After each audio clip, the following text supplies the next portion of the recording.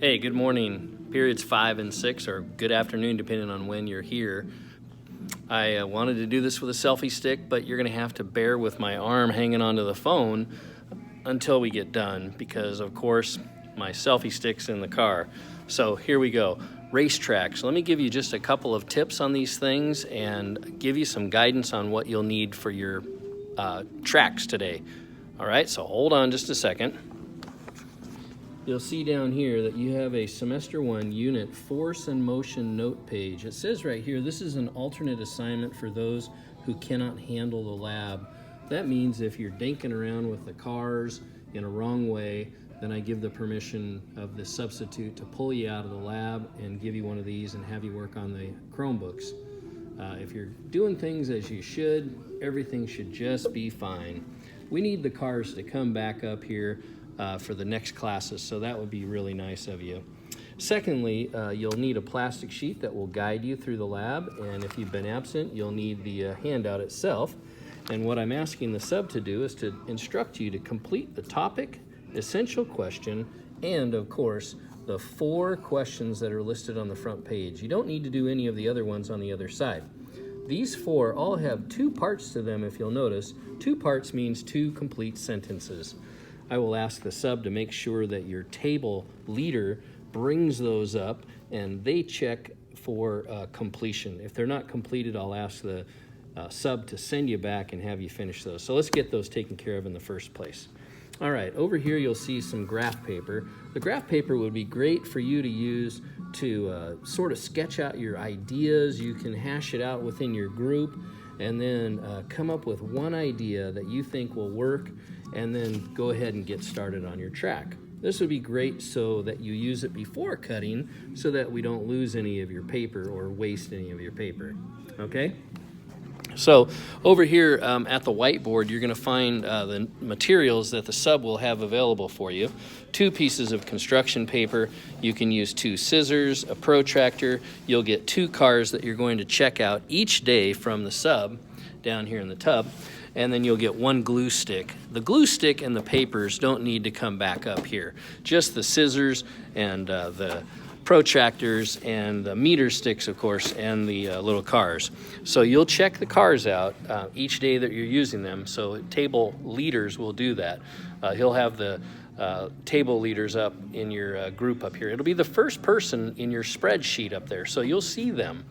And if they're absent, then it's the next person down is responsible to make sure all of the materials are going back and forth between the table here and your group. All right, I will ask you to stay in your tables while you're working so you can just kind of stay organized in there. No tape, only glue.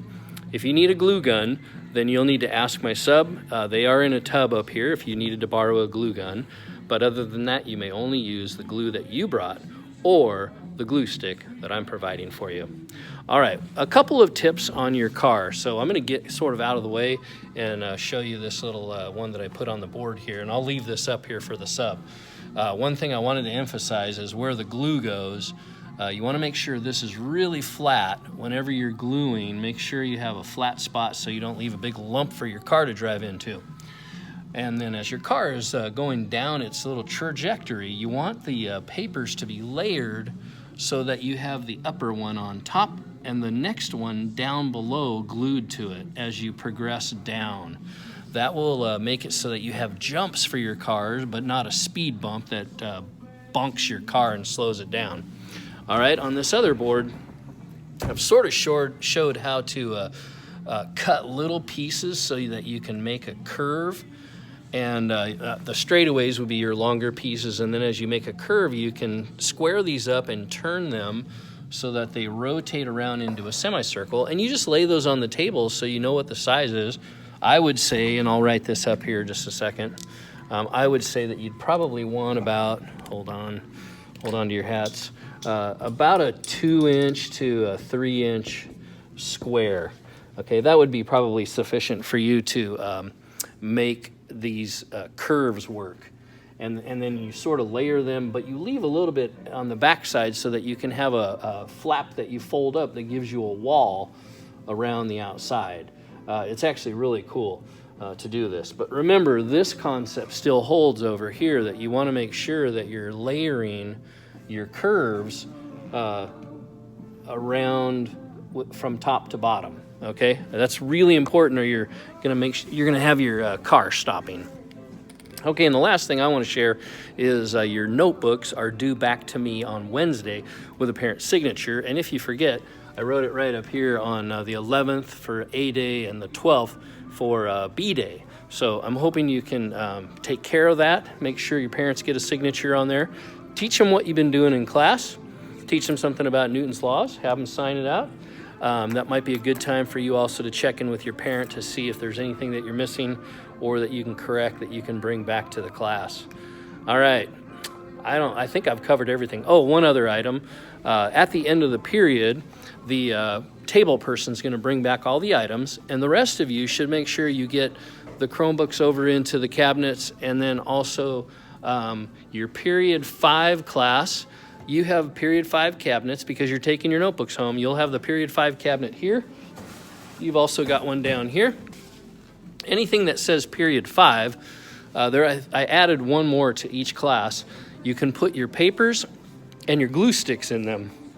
All right, that'd be cool. And then period 6, you also have some cabinets that you can put your glue sticks with your packets of papers. Put all your papers, packets, construction paper, put it all inside the cabinet, and make sure there's no more than 4 groups. In fact, that would be awesome. If you have no more than 4 groups, that means every group will have an opportunity to get their items in there. All right, I will see you on Wednesday or Thursday for these groups. Take good care.